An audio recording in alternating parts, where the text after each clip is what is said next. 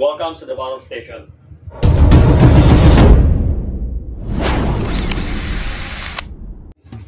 Ngayon, pag-uusapan natin ang 12 volts, brushless, drill driver ng DeWalt.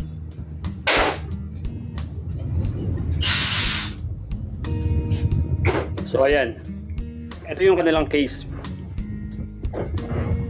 So itong tools na to, nagamit ko na to mga paps. Talagang tinest natin bago ko ginawa tong video na to. So ganito ko siya natanggap. At first time ko magkaroon ng DeWalt tools sa shop, no.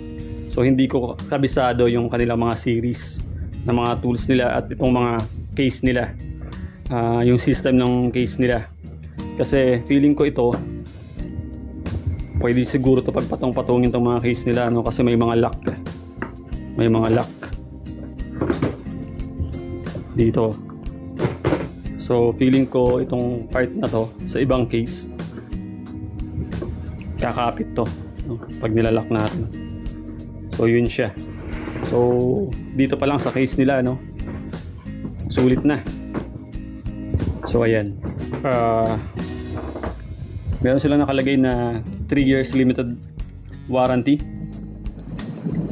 So ito yung drill natin ngayon, no, drill driver DCD 701D2, brushless na to, na 12 volts.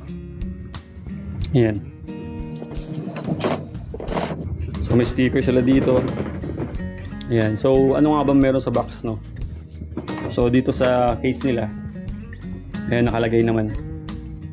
Ayan, 12 volts max, lithium ion, 2 amperes, no? So ito yung mga ini-expect nyo kapag, ito yung ini-expect natin, no, kapag kabibili tayo nito, kung anong laman. So yung tools, yung charger, dalawang battery na 12 volts. Ito pala ay XR series, no? So ayan. Okay, buksan na natin.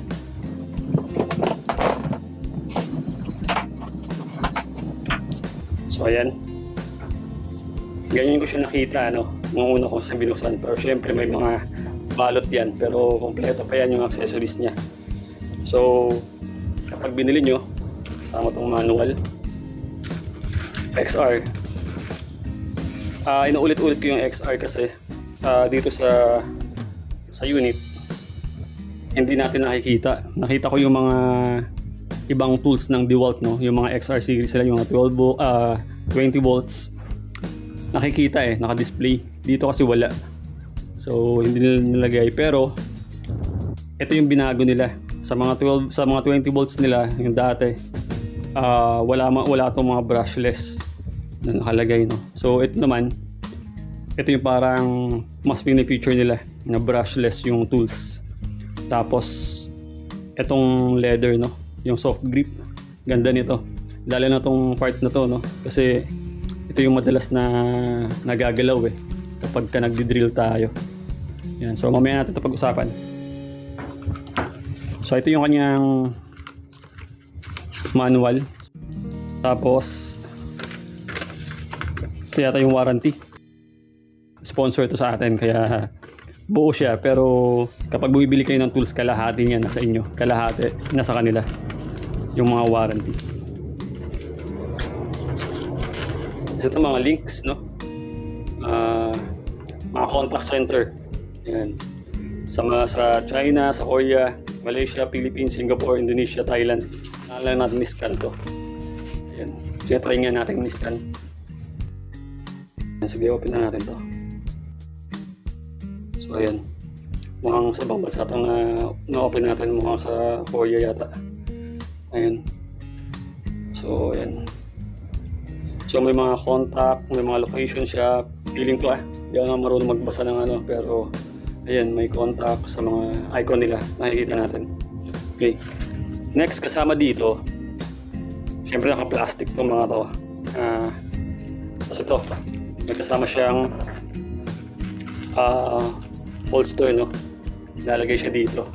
Tapos itong screw bit. Hindi ko pa ito ginagamit dahil meron akong mga beats eh. So, tsaka ito rin, sa ibang bansa talagang gamit na gamit ito sa kanila, no? Pero hindi ako gumagamit nito para na mas komportable ako na wala siya. Anyway, kaya yung mga drill ko walang mga ganyan. Nakatabi lang, pero nakatabi naman yung mga ganito. Yan. So, ito yung battery. Yan, may nakalagay na lithium ion. 12 volts, 2 amperes. Liit lang. Galing, ang gaan. Tapos meron siyang battery indicator. So, naka full charge na siya ngayon, no? Lagi ko siyang ginagamit eh. Kaya pati ito. Naka full charge. At naka full charge talaga ito ngayon dahil iti-test natin yung tools. Yan. So, meron itong kasamang charger, no?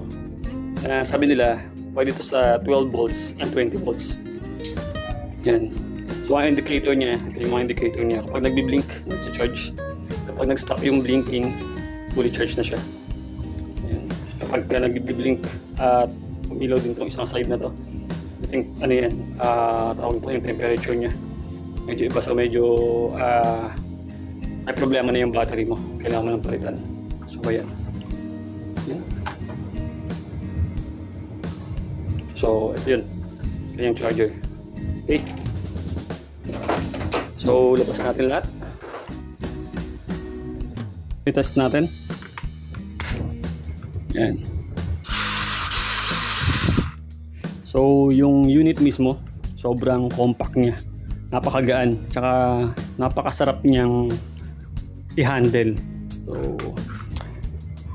sabi ko nga sa inyo, no, first time ko magkaroon ng DeWalt tools. So, isa to sa mga pangarap ko. Meron pa akong isang brand na gusto din, no. Pero sabi ko nga sa inyo, sa mga nakasubaybay sa The Battle Station, nagsimula ako sa mga tools na pangmasa. So kapag nag-start ka, hindi mo kailangan ng tawag nito, mamahaling tools kagad. So kung ano yung kaya mong tools, kaya ng bulsa mo, dun muna tayo. Tapos habang kumikita, tsaka tayo mag-upgrade. So ito yung mga ina-eye ko, no, na mga tools for upgrade. So unti-unti na tayong nag-upgrade, no? May mga tools na tayong ginagamit ngayon na medyo mataas na sa dati nating mga ginagamit na tools. So sa future pa, plano ko rin ito tsaka yung isa pang brand. So bakit? Kasi habang tumatagal ka sa woodworking, mas gusto mo rin yung tools na nakakatulong sa'yo para mapabilis yung trabaho mo, mas accurate yung mga ginagawa mo.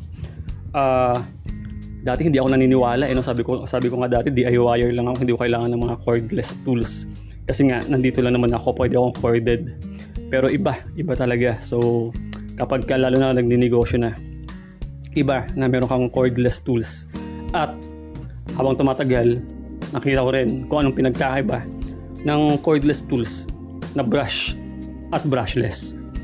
Kaya napakaganda rin na may na brushless yung tools natin, no? Una-una, ang mga brushless tools ay mas magaan kaysa mga brush tools kasi nga konti lang yung kanilang magnet, no? Yung mga brush tools kasi ang lalaki ng magnet nun para umikot siya, no? So yun yung nagpapabigat sa kanila. Sa brushless tools, wala masyado, yun, napakaliit lang, kaya napakagaan niya. So kapag magaan yung tools mo, mas less stress. So hindi lang yung tools mo yung magtatagal, pati ikaw magtatagal ka kasi nga hindi ka masyado na-stress. Next, dito ito yung nakikita talaga natin sa mga 12 volts na mga drill, driver, no? Pag nakakita ka ng mga 12 volts, madalas ganito plastic, no? Tapos yung chuck niya din, hindi din siya ganun ka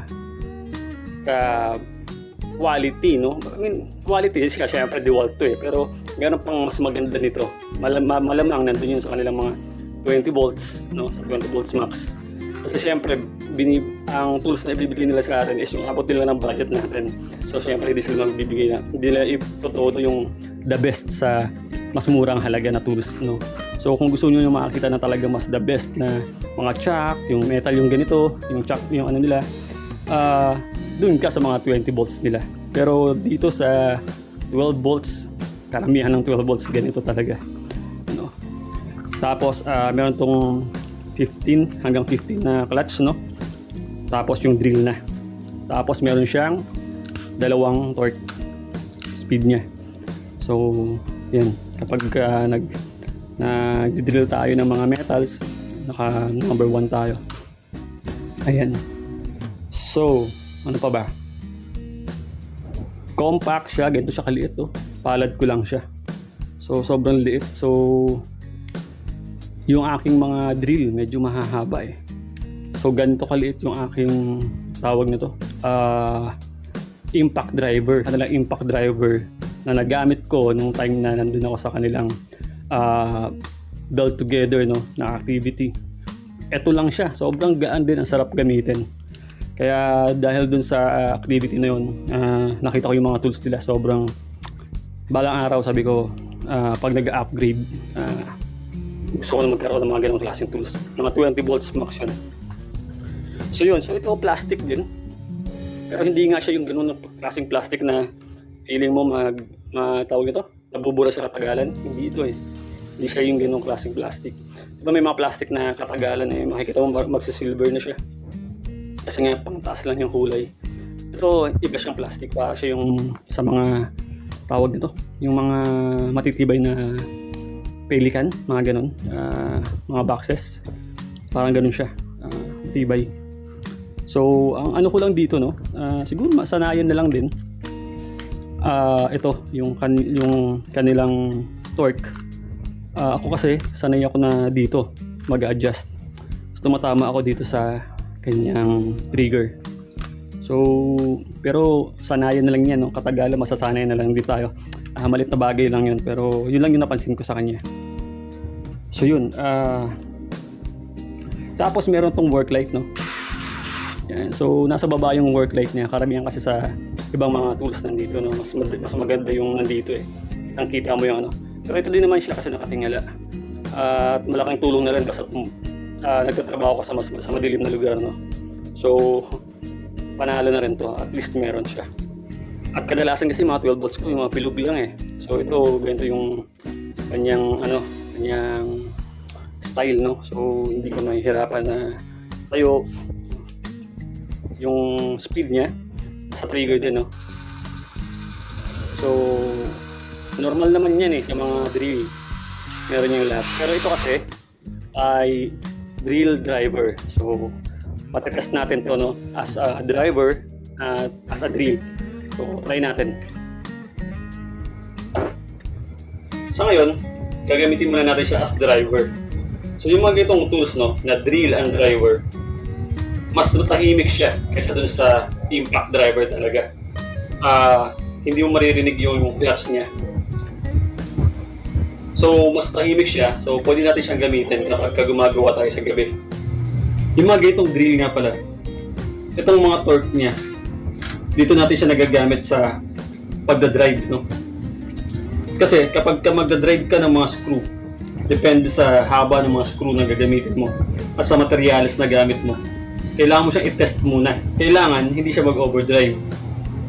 So hindi to kagaya ng impact driver na madali mo siyang makontrol. So dito kailangan mo i-set yung kanyang clutch. Hahanapin mo yung tamang clutch niya sa pagdadrive ng screw sa materials na gagamitin mo. Pwede rin naman tayong tumuloy na sa drill mode. Tapos, pupulsuhan na lang natin dito sa kanyang trigger kasi nandito naman yung speed.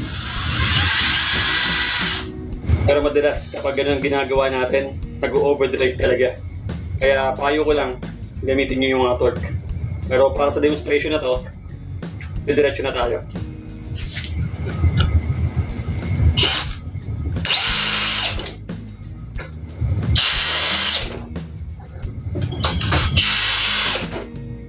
Mapaon siya eh.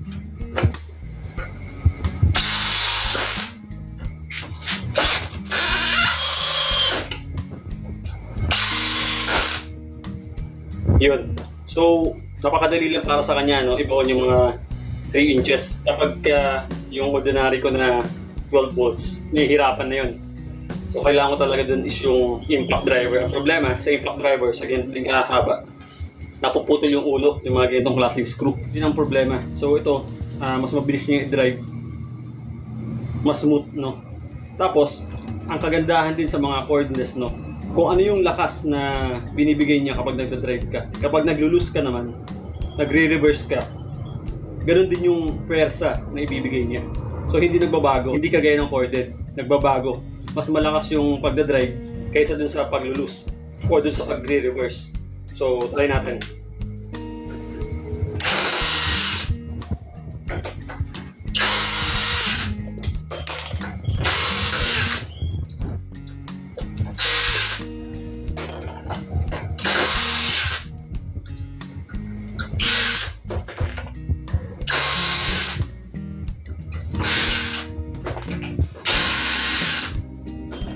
Gamitin naman natin siya ngayon sa pag-drill.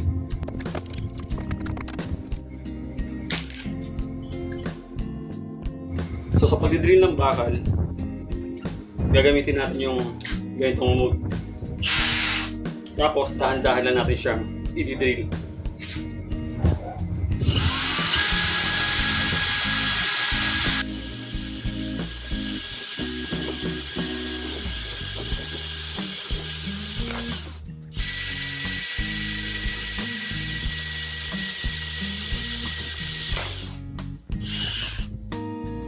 Ganun siya kabilis, no?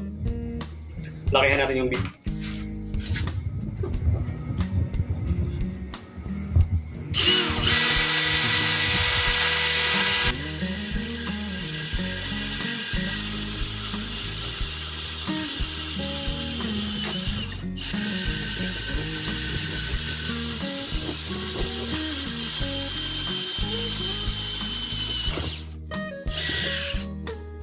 Napaka-smooth din. Try natin na mas malaki pa.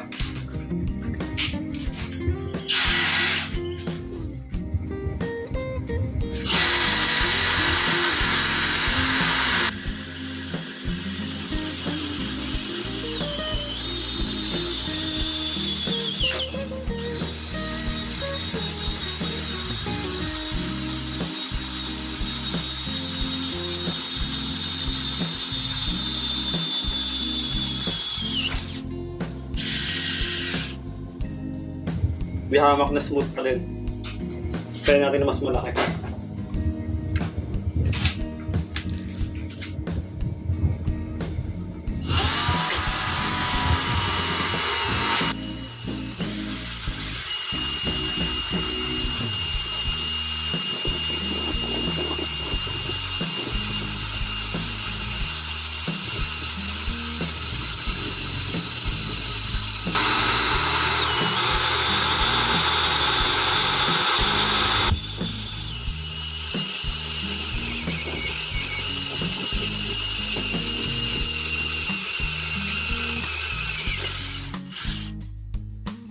Yan yung unang butas.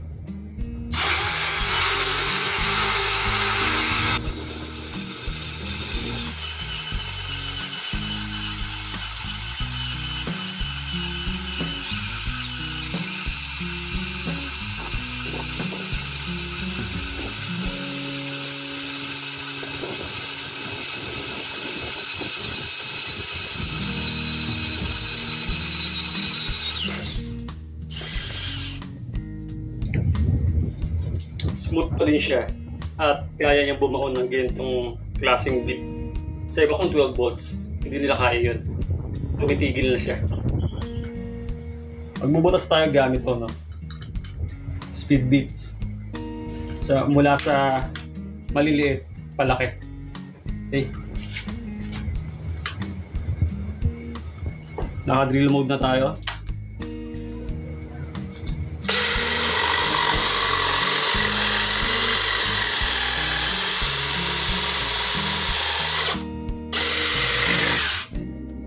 Easy. So from 3/8, lakihan na natin ng 1/2.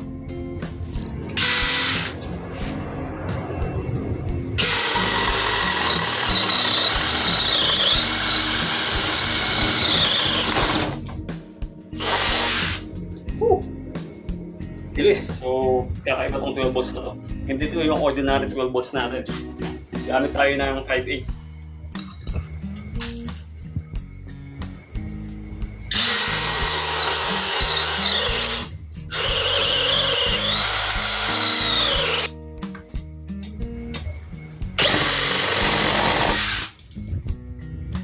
Medyo tumigil siya, no? Pero at least bumuo na siya.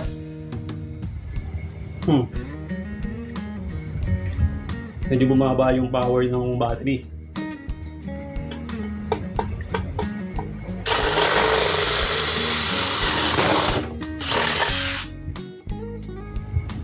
Okay. Mula 5.8, lalaki na natin. Gawin natin 3/4.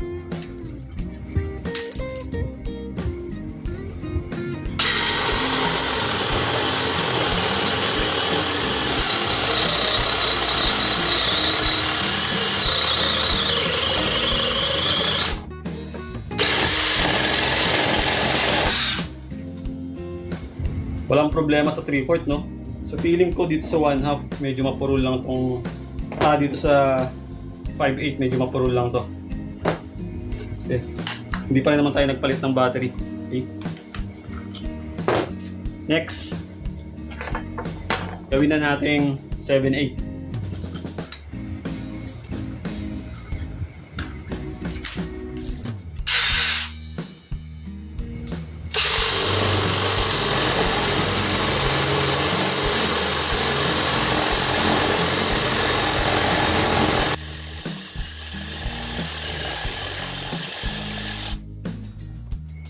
Umuusok siya, so kaya ng drill, mapurol lang yung bit. Okay.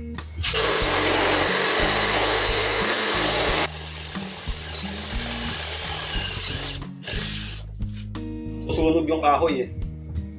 Okay. So okay pa rin yung tools para sa akin. Palit tayo. Gawin natin 1 inch na.